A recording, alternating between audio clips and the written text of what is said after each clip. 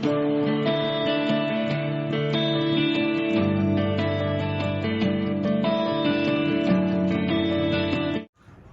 dear children, how are you?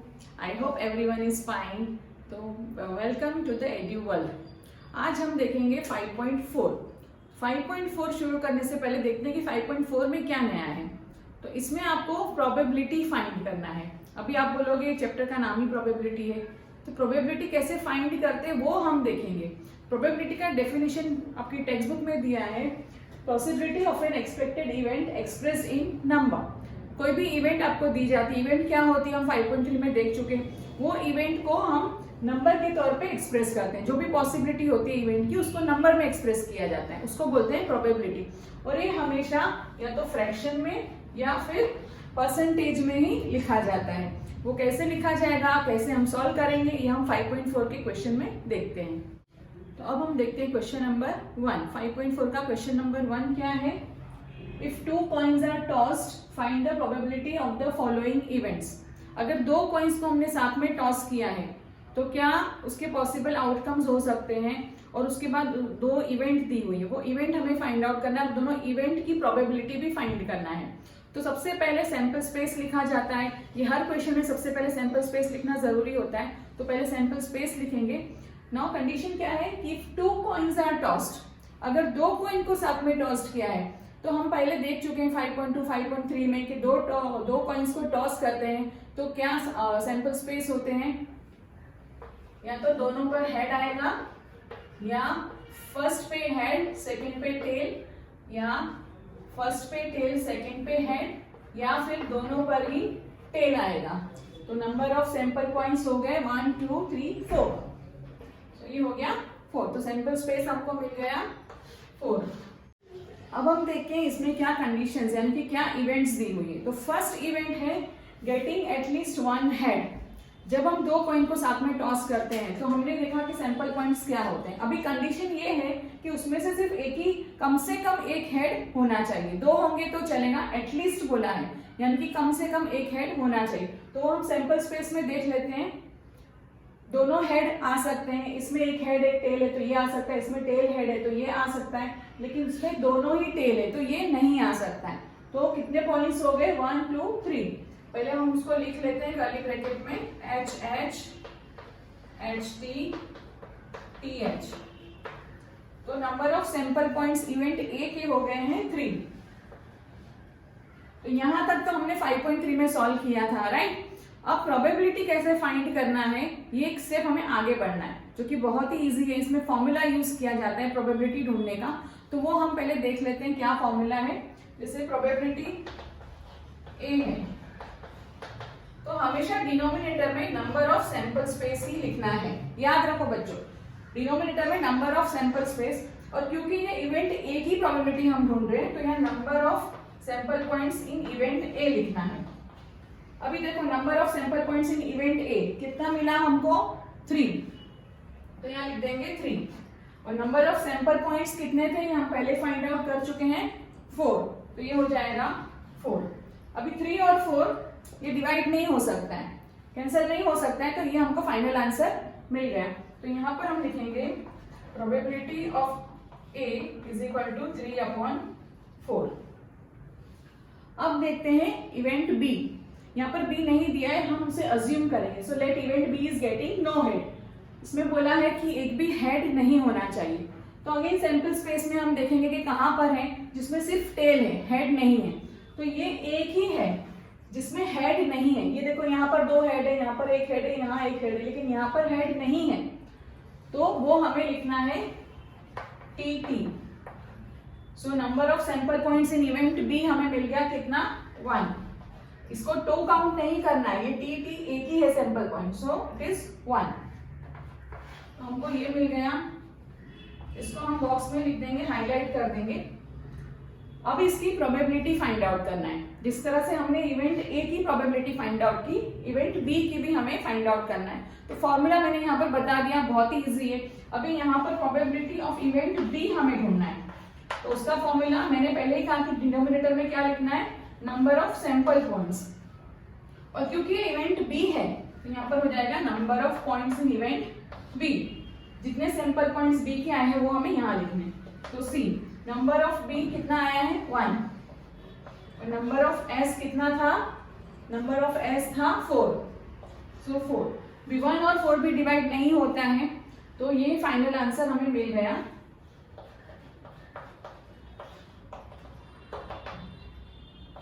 P B हमको मिल गया 1/4, इसको हमने हाईलाइट कर दिया।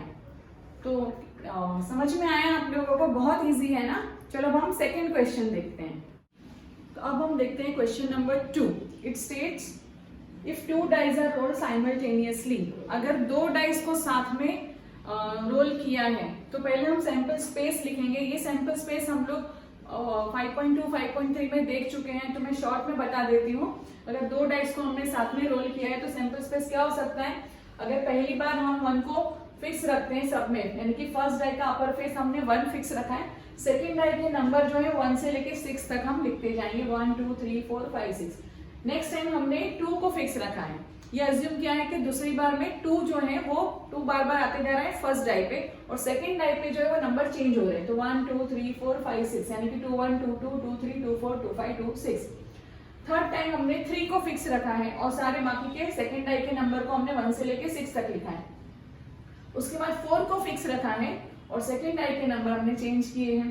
उसके बाद 5 को फिक्स रखा है और सेकंड डाई के नंबर हमने चेंज किए हैं।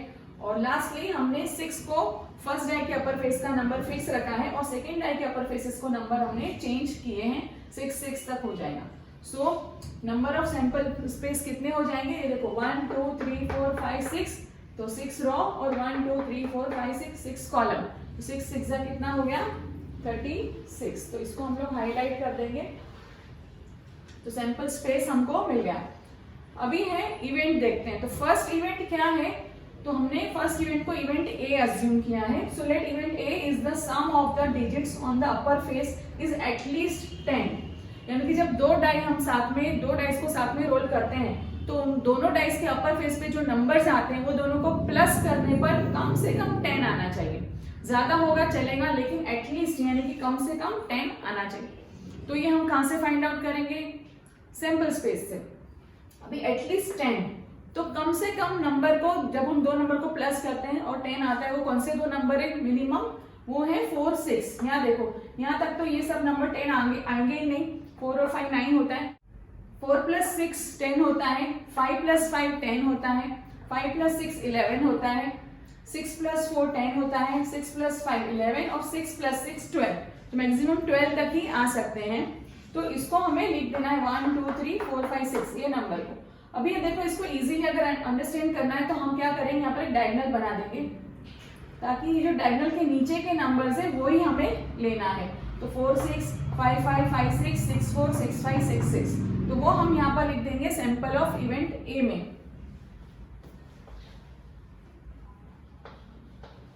4 6 5 5 5 6 6 4 6 5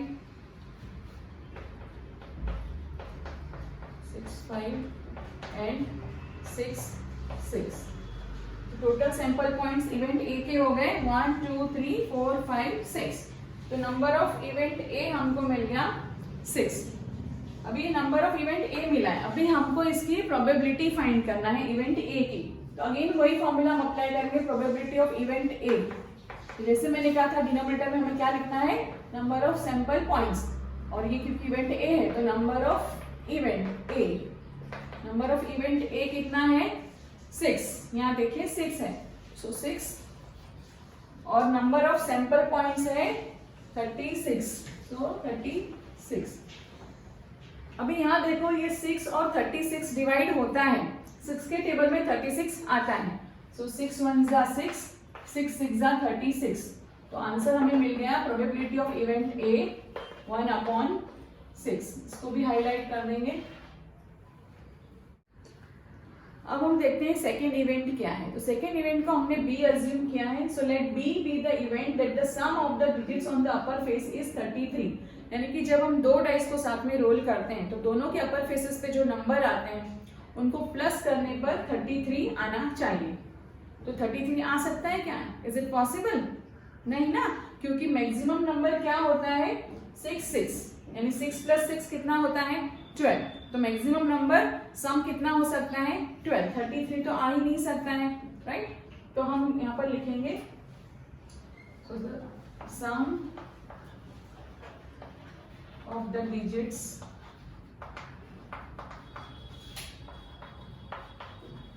on the upper faces maximum 6 that is 6 + 6 12। तो हमें b क्या मिलेगा? एम्प्टी रहेगा, क्योंकि इसका आंसर नहीं आ सकता, तो इसको हम एम्प्टी रखेंगे। तो नंबर ऑफ b हमको कितना मिल जाएगा 0। अब हम प्रोबेबिलिटी ऑफ b ढूंढेंगे। तो number of b upon number of s। b कितना है 0 और s कितना है?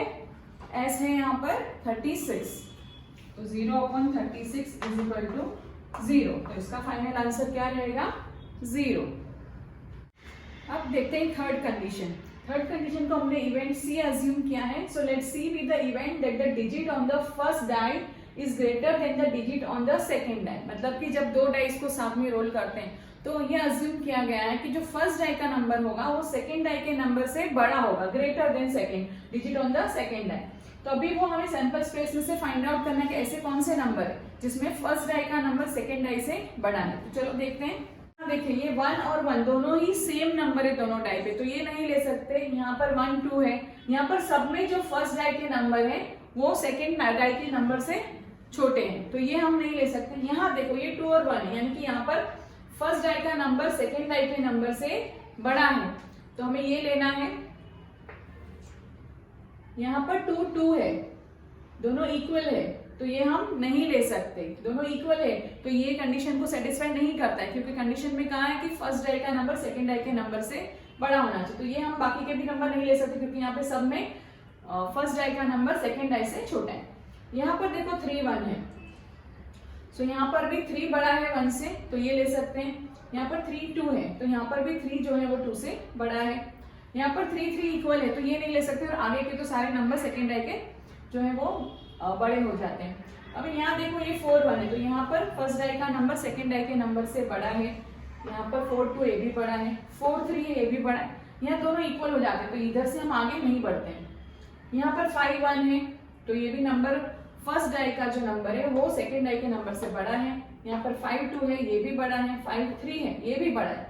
5 4 जो है यहाँ पर इसमें भी 5 बड़ा है। यहाँ दोनों इक्वल हो जाते हैं, तो इसको नहीं लेना है।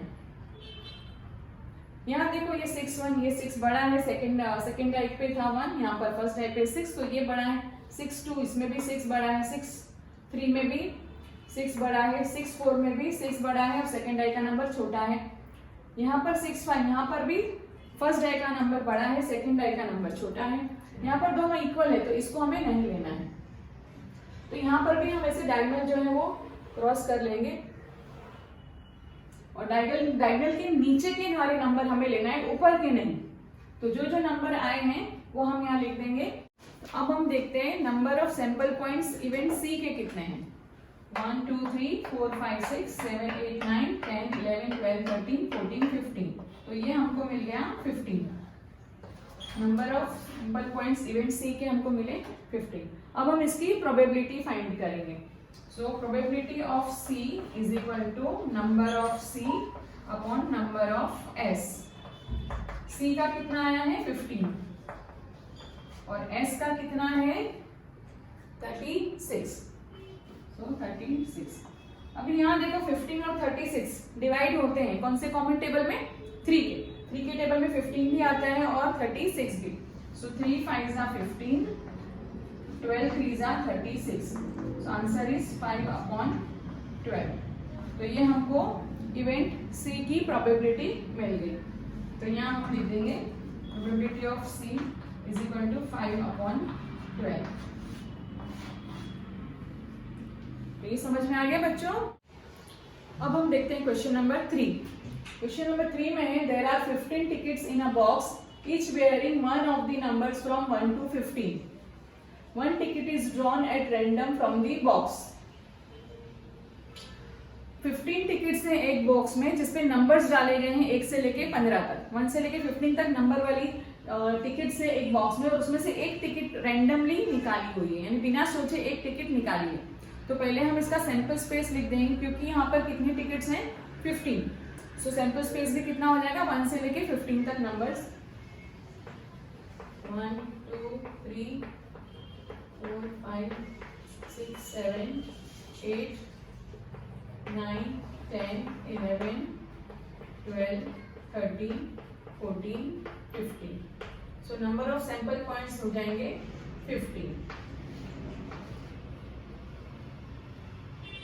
अब हम देखते हैं फर्स्ट कंडीशन, यानी कि इवेंट ए हमने उसको अज्यूम किया है। Let A is the event that the ticket drawn bears an even number. ये जो भी टिकट हमने रैंडमली निकाली है उसके इवन नंबर आने के चांसेस कितने, तो वो हम देख लेते हैं। तो वो सैंपल स्पेस में से हम इवन नंबर को फाइंड आउट करते हैं। इवन नंबर कौन से होते हैं ये तो पता ही है, जिसके यूनिट के प्लेस में 2 0 2 4 6 8 होता है, या फिर 2 का टेबल हमें देखना है।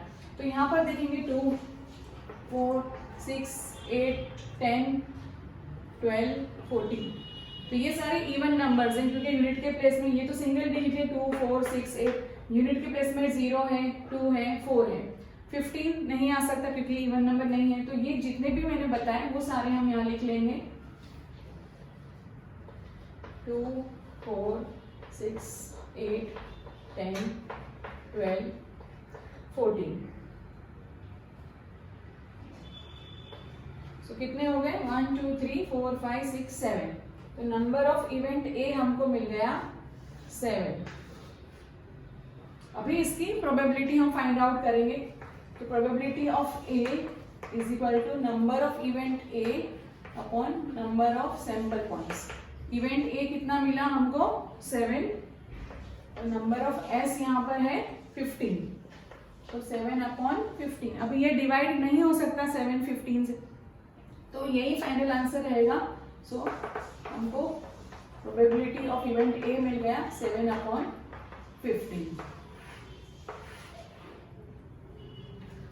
अब हम देखते हैं कंडीशन सेकंड, इसको हमने बी अज्यूम किया है। So let B is the event that the ticket drawn bears a number which is a multiple of 5, यानी कि जो भी टिकट हमने निकाली है वो पॉसिबिलिटी क्या हो सकती है उसकी कि वो मल्टीपल ऑफ 5 होना चाहिए।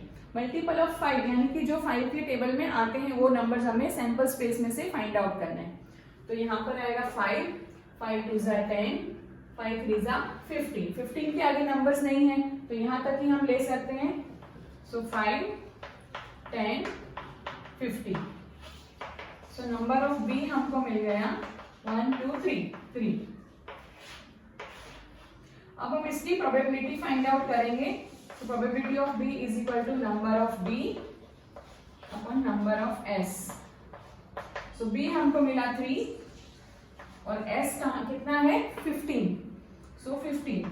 नाउ 3 के टेबल में 15 आता है तो डिवाइड हो जाएगा 3 5 3 1 3 3 5 15, तो 1 अपॉन 5। तो ये आंसर हमको मिल गया। प्रोबेबिलिटी ऑफ बी हमको मिल गया 1 अपॉन 5।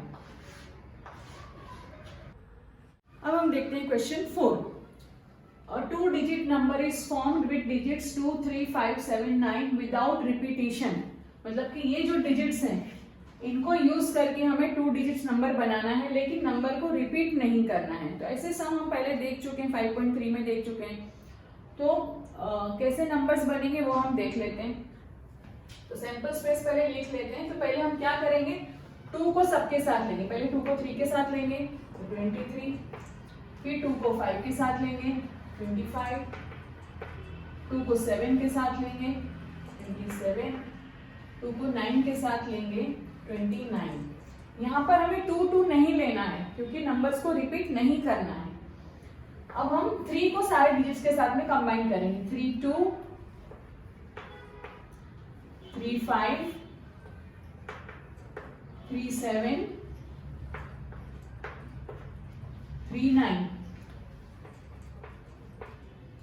अब हम 5 को सारे नंबर से कंबाइन करेंगे। 5 2,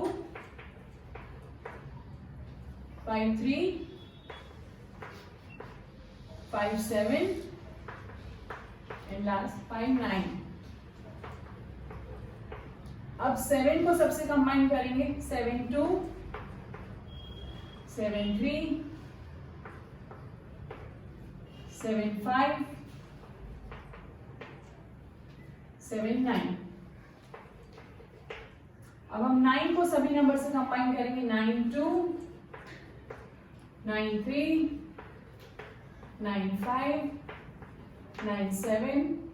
9 9 नहीं ले सकते तो हम यहाँ पर स्टॉप हो जाएंगे।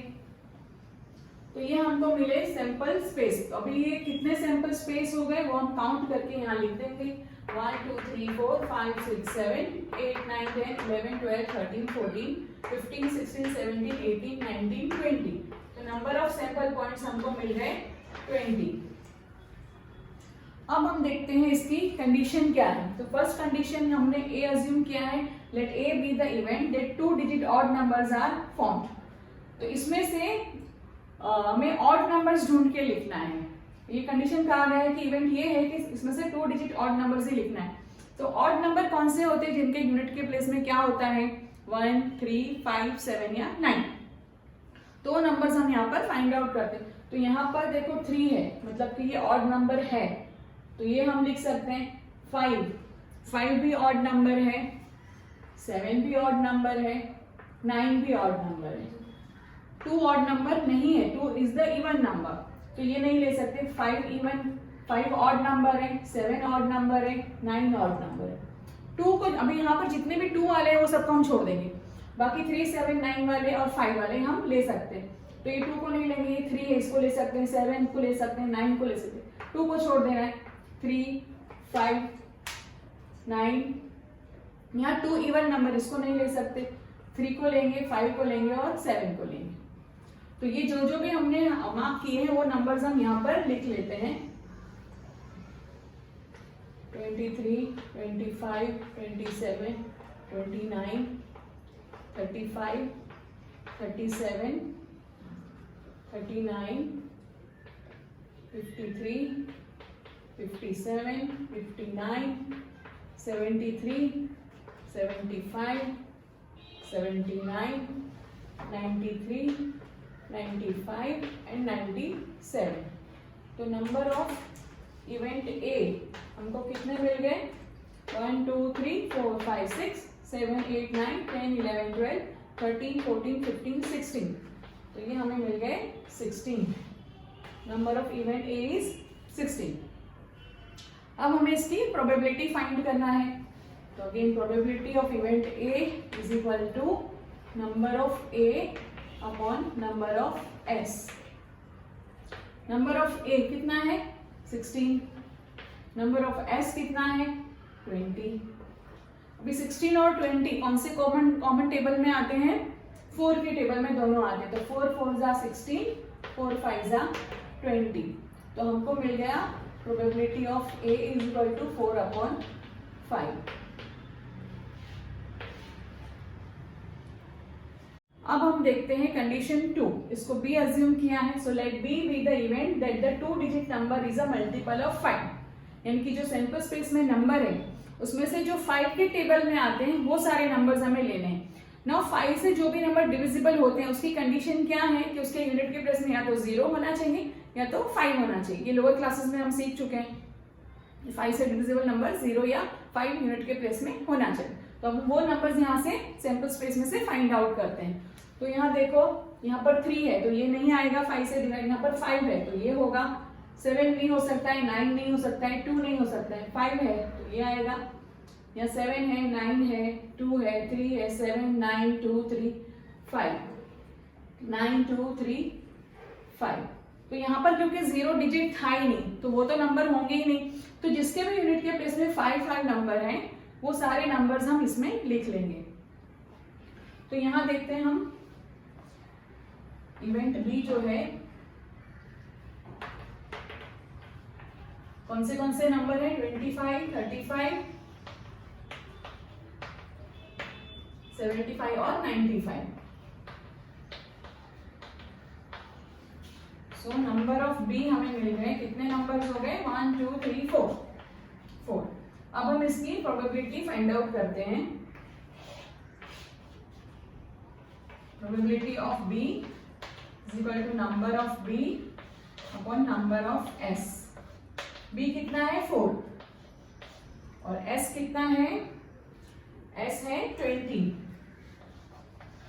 बिफोर के टेबल में 20 आता है, 4 1 जा 4, 4 5 जा 20, 1/5। तो प्रोबेबिलिटी ऑफ B हमको मिल गया 1/5। Now see question number 5. A card is drawn at random from a pack of well shuffled 52 playing cards. ये हम पहले देख चुके हैं कि एक जो कार्ड का जो एक पैक होता है उसमें कितने कार्ड्स होते हैं 52। उसको वेल शफल्ड किया हुआ है, यानी कि नंबर वाइज नहीं अरेंज किया है। तो पहले हम इसका सैंपल स्पेस लिख लेते हैं। तो सैंपल जो स्पेस है उसमें हम 1 से लेके 52 ऐसे नंबर नहीं लिखेंगे। हम क्या करेंगे, इसको 1 से लेके 1 2 लिख के उसके बाद हम डॉट डॉट डाल के 52 लिख देंगे, या 1 से लेके 52 भी हम इस तरह से लिख सकते हैं। तो नंबर ऑफ सैंपल पॉइंट्स हो जाएंगे 52, क्योंकि 52 कार्ड्स होते हैं एक पैक में, तो नंबर ऑफ सैंपल पॉइंट्स भी हो जाएंगे 52। अब हम देखते हैं कंडीशन 1, जिसको हमने ए माना है। So late A be the event that the card drawn is an S. जो भी कार्ड हम निकालेंगे वेल शफल्ड पैक में से, तो वो क्या आना चाहिए, एस आना चाहिए। नाउ एस कितने होते हैं, एस यानी जो इक्का होता है वो कितने होते हैं 52 कार्ड्स में से। तो जैसे हम पहले देख चुके हैं 52 कार्ड्स में 13 13 13 13 ये 4 सूट होते हैं। 13 जो होते हैं वो स्पेड के होते हैं, 13 हार्ट, 13 क्लब और 13 डायमंड। तो ये 4 सूट होते हैं और ये चारों सूट में एक एक एस होता है, यानी एक एक जो है वो इक्का होता है। हर सूट में क्या होता है, एक किंग होता है, एक क्वीन, एक जैक, एक एस और 2 से लेके 10 तक नंबर्स होते हैं। सो यहाँ पर जो एस है वो हर सूट में एक एक आएगा। तो हम यहाँ लिख देंगे there are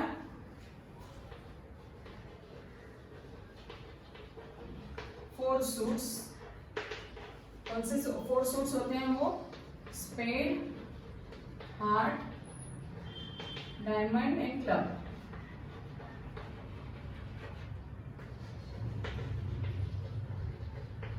Every suit has 1 S.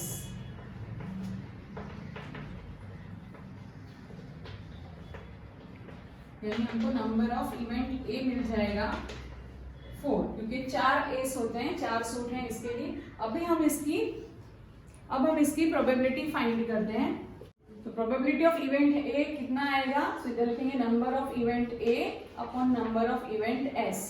Number of event A कितना है 4 और नंबर ऑफ सैंपल्स पॉइंट कितने हैं 52। 52 जो है ये 4 से डिवाइड होता है। कब डिवाइड होता है, 4 1 जा 4 और 4 13 जा 52, सो 1/13। तो ये हमको प्रोबेबिलिटी ऑफ इवेंट ए मिल गया 1/13।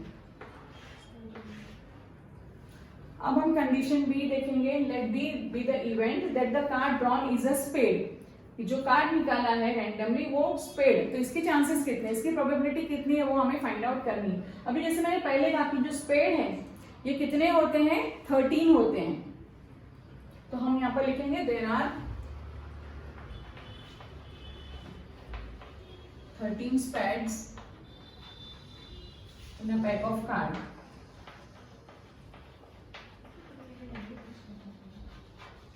तो नंबर ऑफ इवेंट बी हमको मिल जाएगा 13। अब हम इसकी प्रोबेबिलिटी फाइंड करेंगे। So probability of B is equal to number of B upon number of S. B हमको कितना मिला है यहाँ पर 13 और एस कितना है 52, सो 52। नाउ 52 13 से डिवाइड होता है, 13 4 जा 52, सो 1/4। ये हमको प्रोबेबिलिटी ऑफ इवेंट भी मिल गया।